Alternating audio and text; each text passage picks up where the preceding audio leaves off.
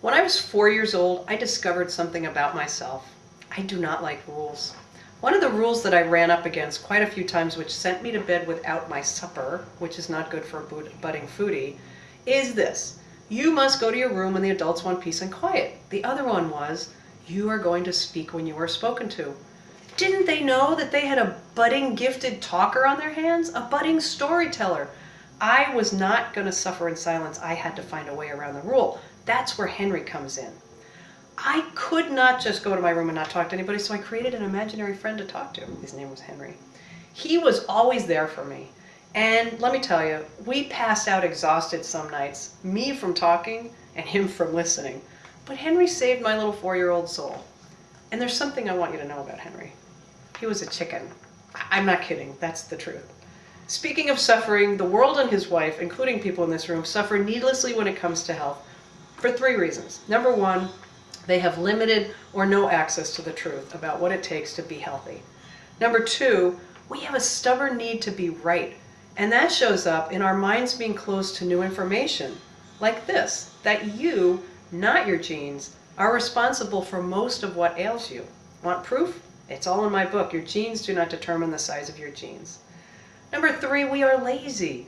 We would rather stay comfortable with our excuses than get uncomfortable and get different results. Many of us would rather take a pill than do what it takes to not have to take the pill. Well, here's something you should know about pills. According to the National Institutes of Health, the 4th leading cause of death in America is not cancer, that's number 2. It's not heart disease, that's number 1. It's adverse reactions to prescription medication. Wow, how does that happen? Well, Big Pharma tells us their products are safe, and we believe them, for one thing. Now, don't get me wrong.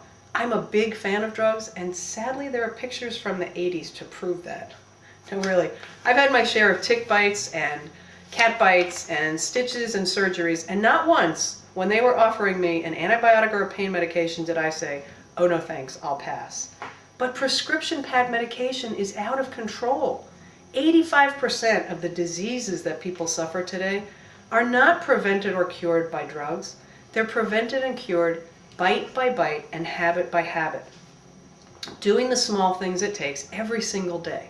Oh, but wait, you don't have time, right? You're an entrepreneur. The problem is you think you don't have time, and at the same time, subconsciously, you think you have all the time in the world to get this handled. I call it lottery thinking.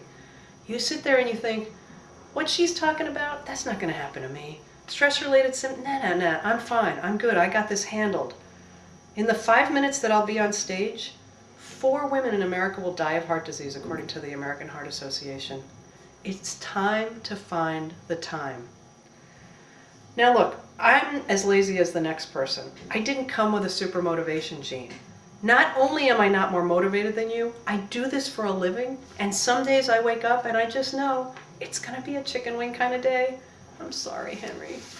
And those chicken wings will not have roamed free and the celery will not be organic, but they will be spicy, juicy, and delicious and go down really well with a beer.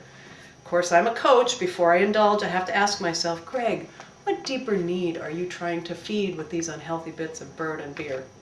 Want to know the answer? I'm feeding the need to have fun and flexibility in my life. They go in the 20% I allow myself because the 80% of the time I do what it takes. So what does it take? Small things. If you're only eating 2 servings of vegetables a day, add another 1 or 2. And please stop throwing away the egg yolks. Eat the whole damn egg. Fat is good for you. And I hate to tell you, you've got to move your butt during the day. Sitting is the new smoking. Now, if you want optimal health, of course you'll have to do more. But you got to start where you are. And promise me, you won't force yourself to eat and live like somebody else. Find out what works for you. If it's not what the health gurus are recommending, then thank them for sharing and break some freaking rules. It's what entrepreneurs do, right? We thrive on freedom and flexibility. And luckily, there is no one-size-fits-all prescription. You can eat meat, butter, and eggs in no particular order, wash it all down with wine and coffee, or you can nibble on salad and seeds and nuts and sip on green tea. Either way, you can be healthy. What matters is not who wins the hipster foodie contest. It's biochemical individuality. What matters is finding out what gives you energy and keeps you healthy.